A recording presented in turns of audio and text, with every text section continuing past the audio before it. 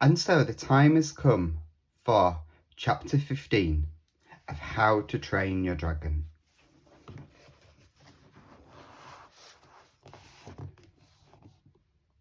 The battle at Death's Head Headland.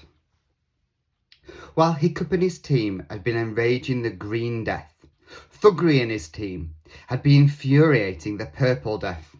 The two monsters ran smack into one another as they met at the corner of Death's Head Headland.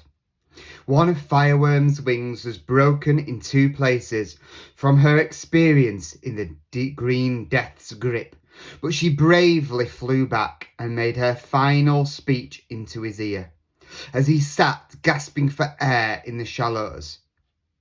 "Here he is," shouted Fireworm, "my master, the Purple Horror, who will tear you limb from limb and spit out your toenails."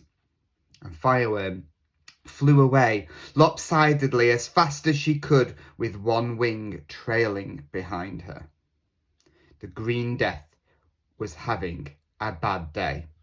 Ordinarily, a Sea Dragonus Giganticus Maximus would not dream of attacking another animal of the same breed. They avoid fighting each other because they know they are so heavily armed that the battle risks ending in death for both of them. However, the Green Death had been attacked and jeered at by the minuscule creatures who had inflamed and outraged his vanity. This creature, who seemed to think he was tougher than the Green Death himself, had struck him heavily in the chest.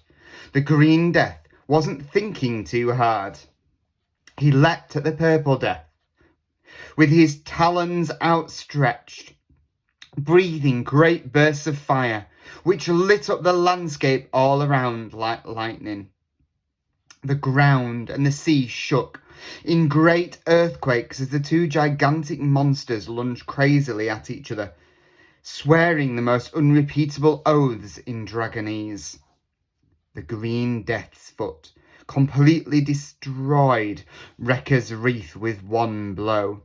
The Purple Death's wings caused great landslides to come tumbling down from the headland's cliffs. Now their job was done. The Viking boys were running away as fast as they could, their eyes popping with terror in case one of the dragons survived the fight. Every now and then, they looked back to see how the battle was going. With ghastly, eerie cries, the dragons slashed and bit and tore pieces off one another. The sea dragon is the most well-defended creature that has ever lived on this planet. Its skin is over 3 feet thick in places, and so encrusted with shells and barnacles that it almost has the effect of armour. It is also the most well-armed creature that has ever lived on this planet, and its razor-sharp claws and teeth can rip and open its own iron crust as if it were made out of paper. Now both dragons had terrible wounds, and their green lifeblood was pouring out of them. The Green Death gripped the Purple Death around the neck with a deadly throat choker grip. The Purple Death hugged the Green Death around the chest with a deadly breath quencher hug. Neither would let go. And the grip of a dragon is a terrible thing. They reminded Hiccup of a picture on one of his father's shields of two dragons forming a perfect circle as they ate one another, each with a tail in their mouth. The dragons thrashed around wildly in the surf,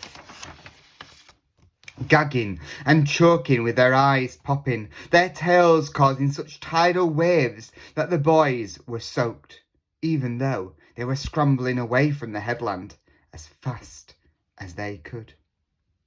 Finally, with some last heaving shudders and grim gurgles, both mighty beasts lay still in the water. There was silence. The boys stopped running. They stood gasping for breath, watching the motionless beasts with dread. The boys' dragons, which were flying some way ahead of the boys, also turned and hung still in the air. The terrible creatures didn't move. The boys waited 2 long minutes as waves lapped gently over the great motionless bodies. "They're dead," said Thuggery at last. The boys started laughing rather hysterically now that the terror was over. "Well done, Hiccup!" Thuggery slapped Hiccup on the back. But Hiccup was looking worried. He was squinting his eyes and straining to hear something. "I can't hear anything," said Hiccup anxiously. "You can't hear anything because they're dead," said Thuggery joyfully. "3 cheers for Hiccup!" Halfway through the boys' cheering, Fireworm let out a terrible noise. "Dessert!" she shrieked. "Dessert! Dessert! Dessert!" The head of the corpse of the Green Death was slowly lifting up and turning in their direction. "Uh-oh," said Hiccup. And that's the end of chapter 15.